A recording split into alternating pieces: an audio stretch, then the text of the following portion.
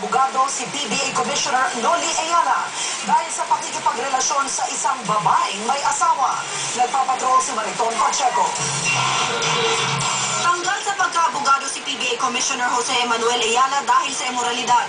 Pinagbigyan ng Korte Suprema ang reklamo ni Joselano Guevara noong 2002 na asawa ng babaeng kinasama ni Ayala. Sa desisyon ng SC disbarred si Ayala matapos aminin ng PBA Commissioner ang pakikipagrelasyon niya sa isang Irene Moje.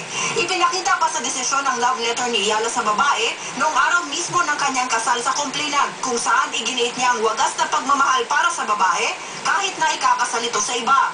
Nagpatuloy daw ang kanilang relasyon kahit may asawa na rin si Ayala noon.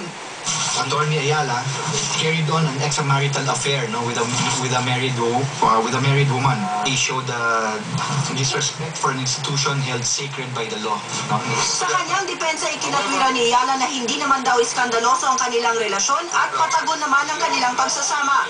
Pero sabi ng korte, nilabag pa rin ni Ayala ang Code of Professional Responsibility nang manumpa siya bilang abogado dahil immoral ang pagsasama nila bago mapawalang bisa ang kasal ng babae sa complainant. Dagdag pa ng SC, paalala na rin ito sa iba pang mga abogado.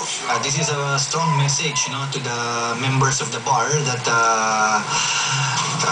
the marriage is a sacred institution and should be respected as such. Bagamat natanggal sa bar, sinabi naman ng korte na nasa Philippine Basketball Association na ang desisyon kung aalisin din sa pwesto o hindi ang PBA Commissioner. Sinubukang tawagan ng ABS-CBN si Ayala pero hindi siya sumasagot sa telepono.